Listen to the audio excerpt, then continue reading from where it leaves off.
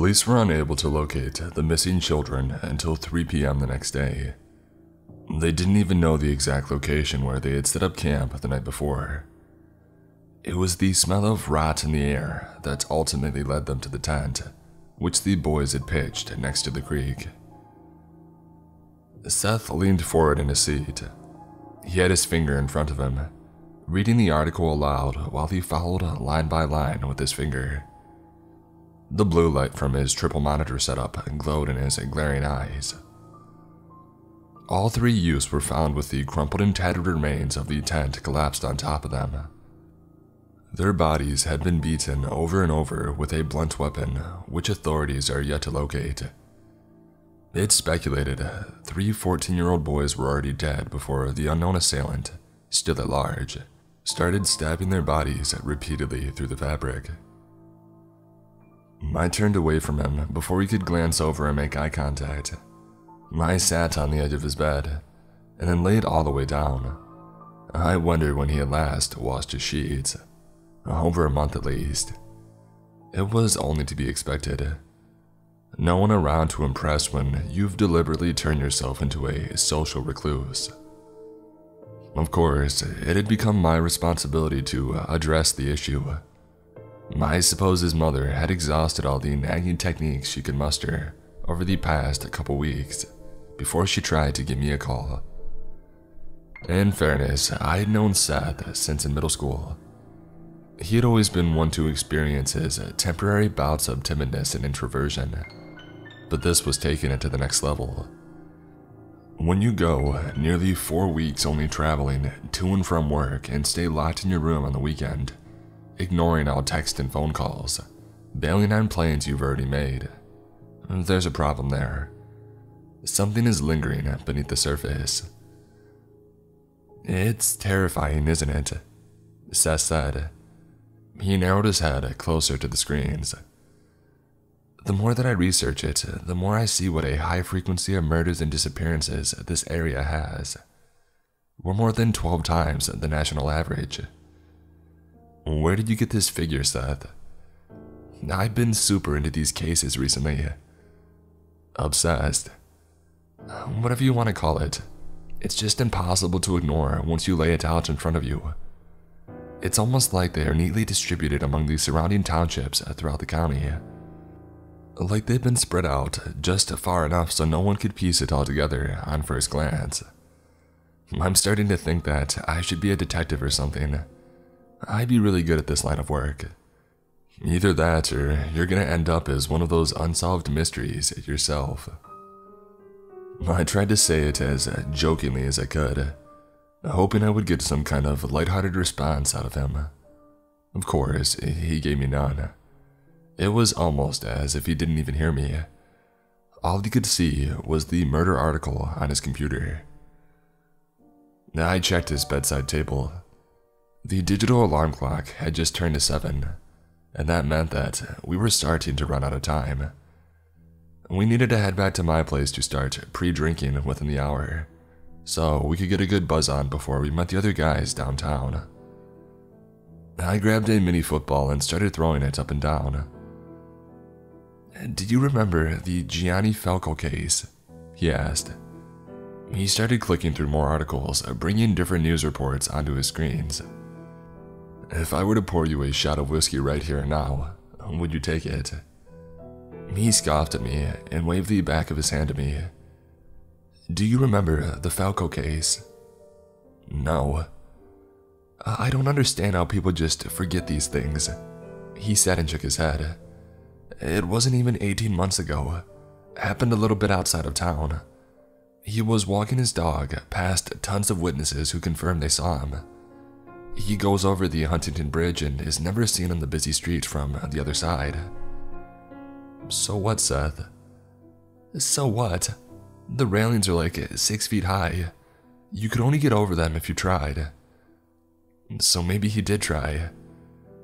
"Yeah, that's what you, the police, and everyone else in town seems to think. Just weird that when they found his body downriver at the dam 3 days later, there was light bruising around his eyes and his forehead." "So you think somebody beat him up and tossed him over?" "Yes. And I think that they took his dog with them afterwards. They never found it. And this just happened randomly in broad daylight. Broad daylight, yes. Randomly, no. I really don't think so. Come here and check this out. I tossed the football from hand to hand and then finally decided to sit up. I scooched to the end of the bed to get a closer look. "What do you think of this picture?" he said. It was a black and white photo of two men. One was Falco. I could recognize his face from other articles that he had open. He was dressed in a tux and stood in front of a boardroom table, shaking hands with an old man. Whoever that man was, he had a really abnormal look about him. The kind that you would take a second glance at if you saw them on the street. He had bulging, almost rectangular-shaped eyes pulled to the far sides of his face, like a hammerhead shark. His flat head was completely bald and covered in liver spots. Gray and curly hair lined the sides of his head. His crooked smile was missing teeth all over. What's significant about this picture? Is it some sort of special article? It's not from an article. I found it myself. I peered down at Seth from the corners of my eyes. The way that he was still so fixated on the screens unnerved me. Such attention to detail on any particular subject required some level of unhealthy obsession, and I wasn't convinced this fascination would necessarily yield positive results. "You found it on your own." "Yes, and it's freaking creepy, right?" "It's not the only thing that's creepy. It's also not a one-of-a-kind image. Here, check this out." His head darted between the three monitors. His fingers scaled the keyboard while he typed in the three boys' names from the tent murder case, and brought up their Facebook pages and then started scrolling through them. He searched through the photos of deceased children. He scrolled over the well wishes and sentimental posts from friends and loved ones. He passed them by like they were nothing. Mere inconveniences slowing him down from where he needed to go. All of this happened while I stood silent over his shoulder. I needed to get out of that room. I had to think of an excuse to leave and then call his mother on the way home, and make sure that she fully understood the extent of her son's social and mental issues. This had progressed well past the point where a talk with an old friend could fix things, and this needed to be addressed by a professional. "There!" he yelled out, so loud that it startled me and snapped me back into focus. He had a picture of one of the boys in his school uniform. He was at what looked to be some kind of fun run, or some other outdoor charity event. He was on a soccer field with students and parents all over the place. He stood right in the center of the photo. His face, definitely one of the boys pictured in the tent murder article. He stood separated from the other children, and shook hands with the same creepy-looking man from Falco's boardroom picture. The old man was dressed in the same button-up shirt and corduroy slacks. A cold shiver ran down from my neck to my lower back. I needed to sit on his bed again to collect myself. "Is that the same guy?" "Yes." "How did you find this?" "Research." "It's possible that it's a coincidence, you know. 10,000 people in town, not that big of a place." "You think so?" he said.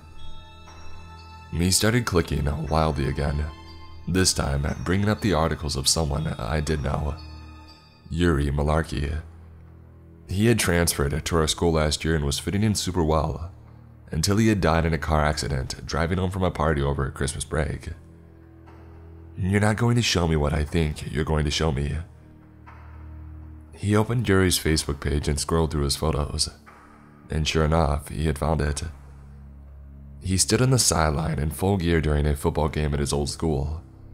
A wall of coaching staff was lined up behind him. Sure enough, the old man was there, leaning over and shaking his head. I didn't know what to say.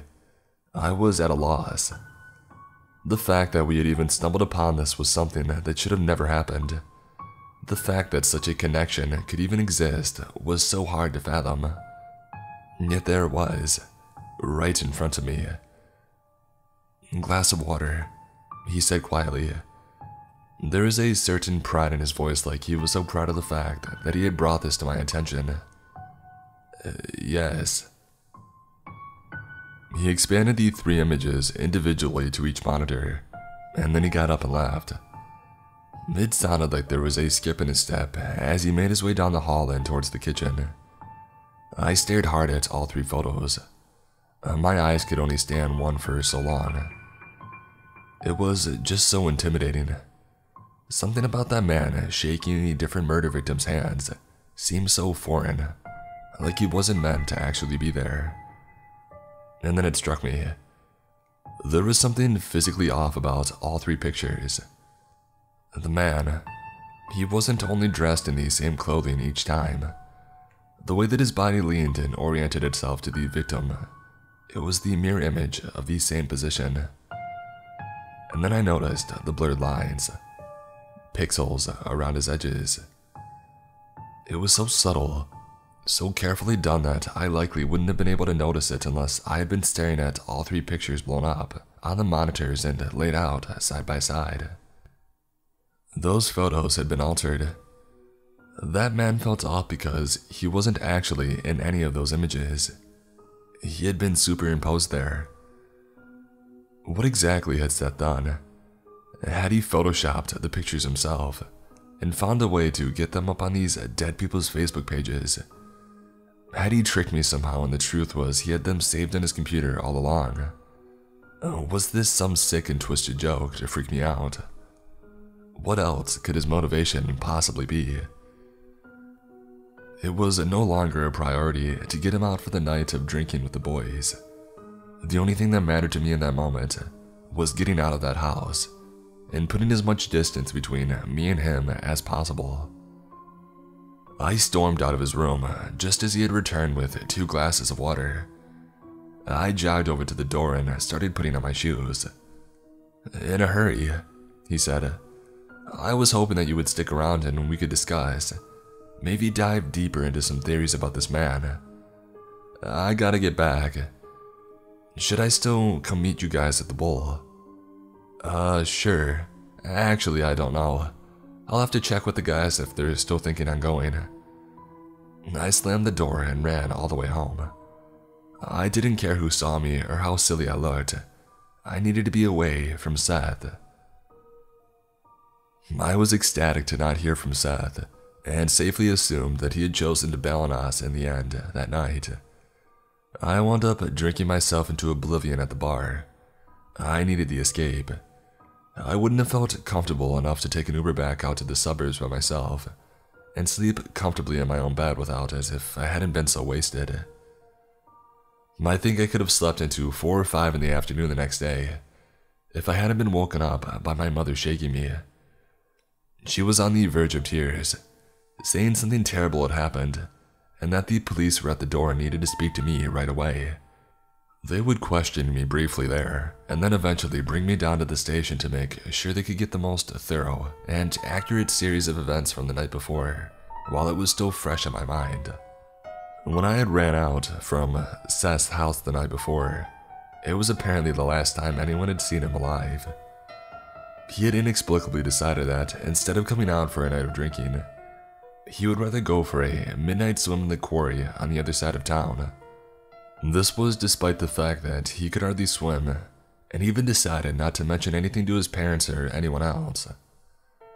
And they found his clothes resting on top of his shoes next to the water. His body was at the bottom, minor bruising all over his midsection. I told him everything exactly as it had happened, even all the insanity he had displayed along with his extensive research and photoshopped pictures. Not that any of it would end up proving useful in the subsequent investigation. They held his funeral the next Saturday. It was a drizzly day. Patrons' suits and dresses were soaked through. They held it at the cemetery built a little downriver from the Huntington Bridge. There was a photo display set up inside the main doors of the church. So many memories of the 2 of us and our group of friends were immortalized on that corkboard. I could have spent hours looking at it, and reminiscing on the good times that we had had before his very sudden decline into self-exclusion and mysterious cause of death. My eyes traveled over all the photos until they stopped dead on the one on the bottom right corner. It wasn't pinned on like the others. This one had a couple of staples running through it. My legs literally collapsed beneath me. My father had to rush over in a panic to pick me up. This photo was from inside his bedroom. The 3 monitors on his desk had familiar news articles on them. I lay flat on his bed, with a mini football in my hands. The digital alarm clock read 7 p.m. Seth sat at the end of the bed, right next to my feet. He looked sad, staring into the camera. Not like the old days, when there wasn't a murder obsession on his mind. On his right sat the same old man in the same old clothes and grinned at the camera too. He leaned and shook Seth's hand. I stared at it as intently as I could. That picture had not been photoshopped.